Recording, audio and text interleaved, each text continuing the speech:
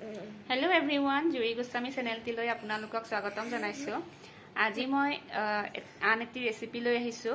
ৰেচিপিটো হৈছে মাছৰ মাথাৰ মুড়িঘণ্ট ৰেচিপি। মুড়িঘণ্ট ৰেচিপি সকলোৱে বনাব জানে, সকলোৱে হয়তো বেলেগ বেলেগ ধৰণেও বনাব পাৰে।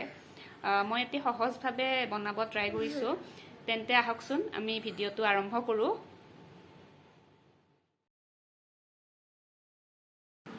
এয়া মই ৰৌ মাছৰ মাথাৰ দুফাল লৈছোঁ, শুকান জলকীয়া এটা লৈছোঁ, পাঁচফোৰণ অকণমান লৈছোঁ আৰু তেজপাত দুখিলা লৈছোঁ আৰু আলু দুটা অলপ মিডিয়াম আকাৰত কাটি লৈছোঁ, পিঁয়াজ এটা লৈছোঁ, আদা আৰু নহৰু খিচখিচকৈ কাটি লৈছোঁ। আপোনালোকে থেতেলি দিবও পাৰে আৰু মই মচুৰ দালি অকণমান লৈছোঁ, আপোনালোকে মুগৰ দালিও ব্যৱহাৰ কৰিব পাৰে। আৰু এয়া মাছৰ মাথা দুফাল মই ভাজি লৈছোঁ।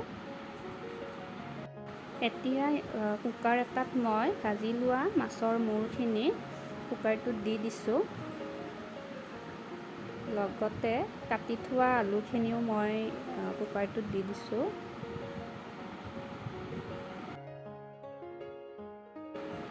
আৰু লগতে মই তিয়াই থোৱা মচুৰ দাইলখিনি কুকাৰটোত দি দিছোঁ আৰু অকণমান পানী দি দিছোঁ।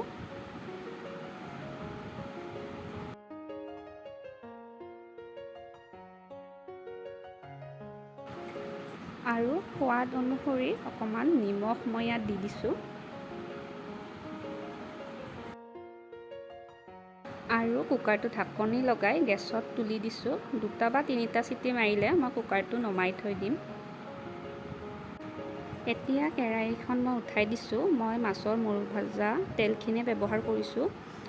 এতিয়া মই ইয়াত শুকান জলকীয়া, তেজপাত আৰু পাঁচফোৰণখিনি দি অকণমান ভাজিম।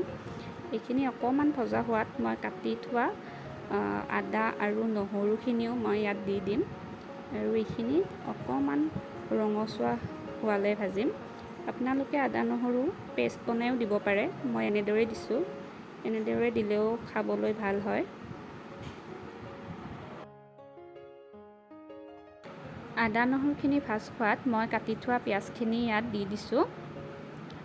পিঁয়াজখিনি অকণমান ভাজিম মই, বহুত ৰঙচুৱা হোৱাকৈ ভাজিব নালাগে।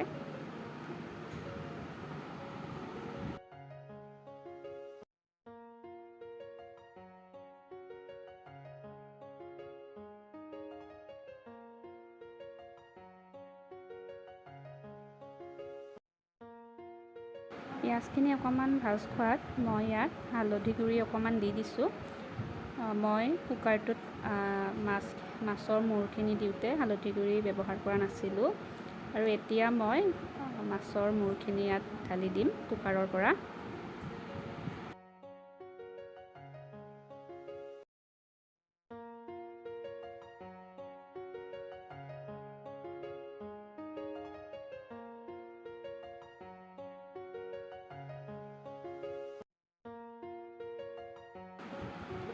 তাৰে অকণমান মাছৰ মূৰখিনি ভাঙি দিম।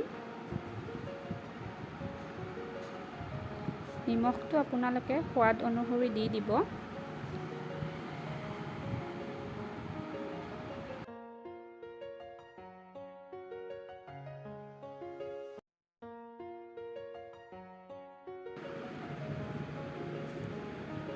এতিয়া মই ইয়াত গৰম মছলা পাউডাৰ অকণমান দি দিছোঁ। আপোনালোকে যদি বেলেগ মছলা খাই ভাল পায়, বেলেগ মছলাও ইয়াত এড কৰি দিব পাৰে। আৰু যদি জ্বলা খাই বেছি ভাল পায়, তেনেহ'লে ৰেড চিলি পাউডাৰটো ইয়াত এড কৰি দিব পাৰে। মই বেলেগ মছলা আৰু ব্যৱহাৰ নকৰোঁ। এইখিনি প্ৰায় হৈছে। আপোনালোকে যদি ইয়াত অকণমান পানীটো বেছি দিয়া বিচাৰে, পানীটো দিব পাৰে, কিন্তু এইখন গ্ৰেভি খায়ে ভাল লাগে।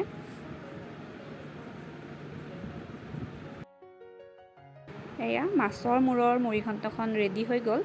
আপোনালোকে আজিৰ এই ভিডিঅ'টি চাই কেনে পালে মোক জনাব। যদিহে ভিডিঅ'টি চাই আপোনালোকে ভাল পাইছে, তেনেহ'লে লাইক কৰিব, শ্বেয়াৰ কৰিব, কমেণ্টত জনাব কেনেকুৱা হৈছে আৰু চেনেলটি ছাবস্ক্ৰাইব কৰি দিব। আজিলৈ আহিছোঁ। ভিডিঅ'টি চোৱাৰ বাবে আপোনালোকক বহুত